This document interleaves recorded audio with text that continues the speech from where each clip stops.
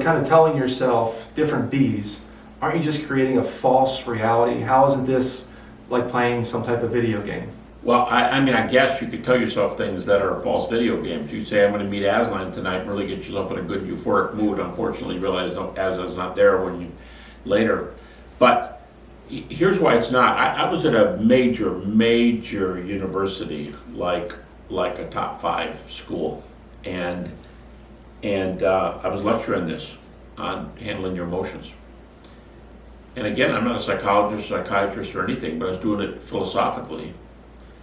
And I was using Philippians chapter 4, talking about Paul saying, don't be anxious, and he gives 4 remedies.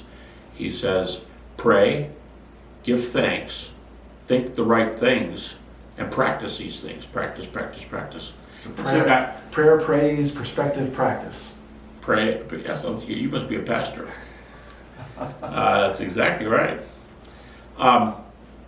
So, and the guy said, well, what if I told you you're simply making a fantasy game out of this? You're not changing anything if you got hit by an 18-wheeler. You're not changing anything if you got a crippling disease. You're not changing anything if you can't play football this season. Those things are just true. So you are bending reality.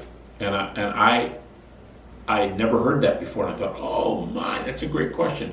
But 2 things came into my mind right away. Let's do a proximal one, a close remedy, and let's do a far one, a distant remedy. Proximally,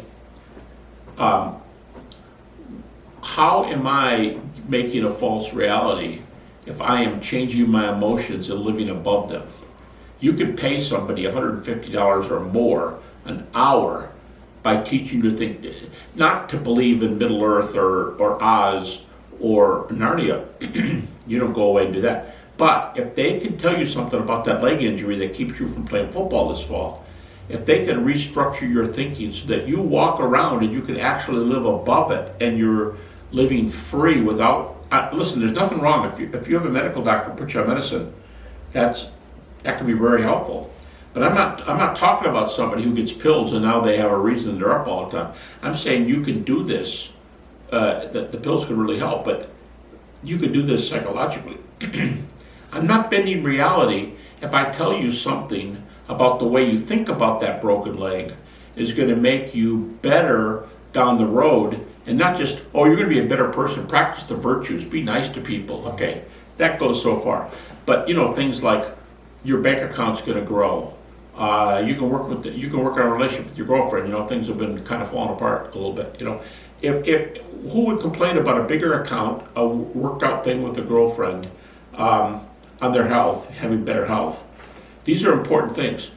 So the first thing I would say is, it's not mind bending. It's not mind bending if there's measurable results in the real world, and there are. Because you know why? For example, you could take an anxiety test and flunk it and have an anxiety disorder, and you can come back after a number of weeks and correct it and have the test show different results. So what I mean is, how can it be mind-bending if the world actually changes for me? What happens in the world changes. It'd be like saying, well, you were sick last week, yeah, but you're better now. My second reality would be down the road, and that would go like this. If Jesus is raised from the dead, meaning that in the words of the New Testament, because he's been raised from the dead, he's the Son of God, and the Christian worldview is correct. If we can think there's a resurrection, therefore Jesus is who he said he was, and at least his primary message would be true. His primary message is that there's a kingdom coming, and I'm the keys to the kingdom. What to do with me determines where you spend eternity. What if in the deal of telling yourself the right thing, you get measurably better in the present, financially, a relationship, health-wise, you get measurably better in the present, and you have eternal life in the world to come. Those are 2 huge differences. So don't tell me it's mind-bending if there are measurable differences and eternal life because of what you're working on right now. How does this fit? Is it choosing the best possible mindset the best possible outcome within the sphere of truth, within the sphere of reality? Well, sure. I mean, if I told you, what's more important to you? You hurt your leg, can't play football. What's more important to you? Taking that job back, you know your boss will give it to you. Making a better bank account, or working on the special relationship with your fiance? Which one would you rather do? What's more important to you? Oh, right now, my relationship with my fiance is okay. So I'll say my bank account.